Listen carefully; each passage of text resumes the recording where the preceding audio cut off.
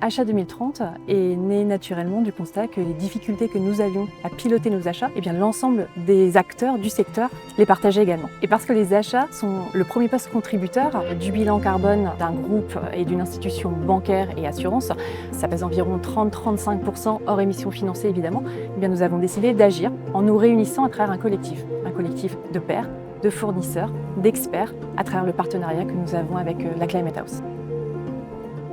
Moi, je suis Lucie Vache, je suis la présidente de la Climate House, qui est ce magnifique lieu de 2000 m² qu'on a confondé avec 80 entrepreneurs, 40 femmes et 40 hommes. Et l'idée, c'est d'embarquer toute l'économie dans la transition écologique et sociale. Là, on vient de finir notre première mesure d'impact et je pense que ce qui ressort, c'est vraiment les liens qu'on arrive à tisser, à la fois entre les gens qui travaillent ici sur place, à la fois entre les gens qui se rencontrent à nos événements, et puis de manière générale, on a construit un bel écosystème et ça, en fait, ça permet énormément de synergie et ça permet une vraie transition dans la joie. Donc je pense que c'est ce qu'on défend à la Climate House et ce qui nous permet d'avoir de l'impact.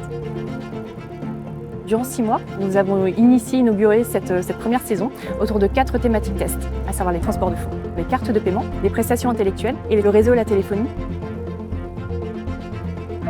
90% de ce qui est transporté en France en termes de marchandises est transporté par énergie fossile et donc il faut arrêter cela et en tout cas il faut s'en sortir. Deuxième point, c'est qu'il faut décarboner et pour l'instant le secteur du transport c'est le premier secteur le plus émissif de toute la société française. Et le troisième enjeu, c'est que c'est le seul secteur de l'économie française à ne pas avoir réduit ses émissions depuis 1990. Quand on brûle un litre de carburant par exemple, ça émet certaines quantités de gaz à effet de serre. Et bien selon les types de carburant et selon les calculs qu'on fait, ça peut varier. Et donc l'idée c'est de se dire tous les fournisseurs déjà utilisons la même base de calcul.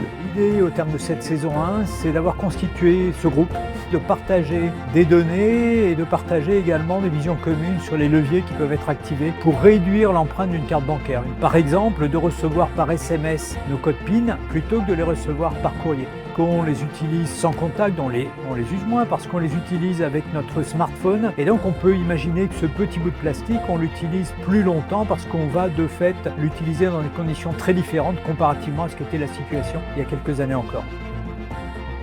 Les prestations intellectuelles, c'est un sujet assez complexe puisque ce domaine représente une part importante des achats. C'est souvent le premier poste qui contribue à l'empreinte carbone. Et donc le premier enjeu, c'est de comprendre que l'on peut décarboner des achats, y compris de prestations intellectuelles, sur un sujet qui n'est pas matériel.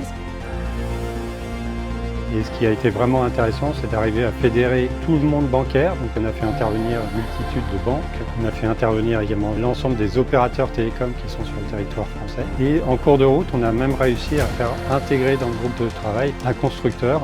Et donc on a capté cette force collective pour arriver à sortir des idées, des opinions, des leviers qui pourront être pris demain par les achats des différents systèmes bancaires. Optimiser en fait cette empreinte carbone qui ne soit pas que financière, mais également comment est-ce qu'on préserve notre planète. Je suis ravi d'avoir été convié en tant qu'expert à participer à ce travail. Je salue une nouvelle fois l'implication des fournisseurs, des acheteurs et de l'ensemble des participants à ce groupe de travail. L'objectif à la fin de cette saison, c'est de rendre nos livrables accessibles à tous et de nous retrouver l'année prochaine pour une saison 2.